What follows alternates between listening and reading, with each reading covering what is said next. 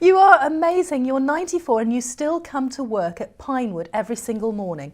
Yes, I've got nowhere else to go. I like the people. I like the people. I've known them for so long. They're my friends. Well, they're my family. I feel part of them. You came to Pinewood 55 years ago. Yeah, although my films were released through ABC and wanted me to work at Elstree, I wouldn't. I've always said no. I work here with my workers. When you first made Carry On Sergeant, you never thought that it would be this huge popular franchise. No, I only thought it would be one. In those days, when you came in here, it was known as the most expensive studio in the country. And there was I trying to come in with a modest budget. I said, this is all I've got to spend. It happened to be at a time when Rank had banned end-of-picture parties. So they said, if you give us an end-of-picture party, we'll meet your figure. And that's how we came in. Your Carry On movies are always on the television. So I'm told. I don't look at them. I never went to the press shows.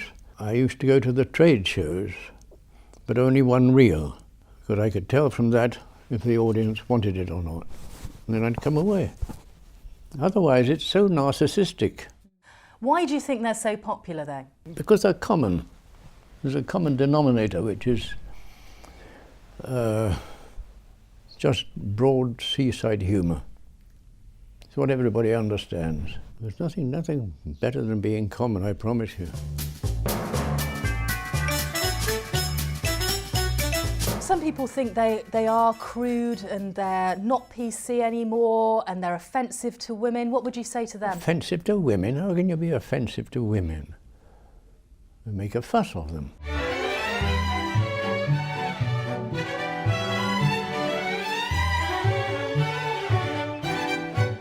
Tell me about the wonderful team that you put together. Well, it was like a family. Exactly like a family. We were always together. I was always with them. On the set, I used to have a little office on the set, a little square office. I knew exactly what was going on. And when they went on location, I went on location. In fact, there's a still of me somewhere with my table working on a script, and there was a horse looking over my shoulder. While the cameraman was lighting, they were all sitting round in their circle, chatting away and so on. Hattie Jake seemed to be the, what you might call it, the mother superior, doing the Times crossword, and all of them joining in. The one who wasn't inclined to join in quite so much was Charles Hawtrey. He was a much older man, of course. The end-of-picture parties, he would sit there with a pot of tea when you know he'd had about a couple of bottles of whiskey during the afternoon. People remember Kenneth Williams. What was he like? He was a very erudite character. Like all artists, of course, they like showing off. It's part of the game. But he loved being outrageous. I remember the Lady Mayoress of Wolverhampton or somewhere came on the set and introduced him. He told the most filthy story you could ever imagine. And did she like it? Well, I don't know, she didn't laugh. But her mayoral chain shook a bit. And Sid James, I mean, his laugh is just infectious. Oh yes, you can't copy it. He was a good artist, quite right for the part. And what was Frankie Howard like? Very good. They were all professionals, you see, and that is the secret. They never wasted time. I think if we had 3 takes, it was a lot. When you consider that there are directors here who go to 27, 30 takes. You had Princess Margaret here, didn't you? Oh yes. Well, she came to lunch. That was official. But I mean, we're so close to Windsor that they used to drop in, and we weren't supposed to know about it. But they'd sit down and have tea with us on the set. Charles was often here. The most exciting part for me was the scripting side and the music side. The film in the middle was just routine. I know what your favourite Carry On film is. It's Khyber, isn't it? Yeah. Just tell me why Khyber was so special. I used to like the period ones, because I liked the colour and the anachronism, you see.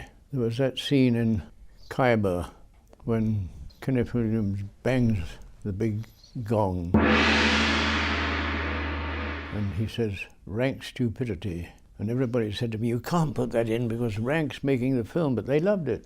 And you filmed Khyber here at Pinewood, the Mansion House. Yeah. And we had letters from veterans who'd been in the forces in the Khyber Pass and said they recognised it. Carry On Camping. You filmed over October-November period, so it was pretty cold. October was always a very good time. It's a sunny time but a cold time. It was snow, but we thought it was blossom off the trees. And you had to paint the grass green, didn't you? Yes. Barbara Windsor was frozen. I know she was. She said so, in no uncertain terms, and it came out on the rushes. She was so frightened she'd lose her job. The camel followed that camel. He couldn't walk on sand because it came from a zoo. So we had to put that metal stuff down and then put the sand on top of it.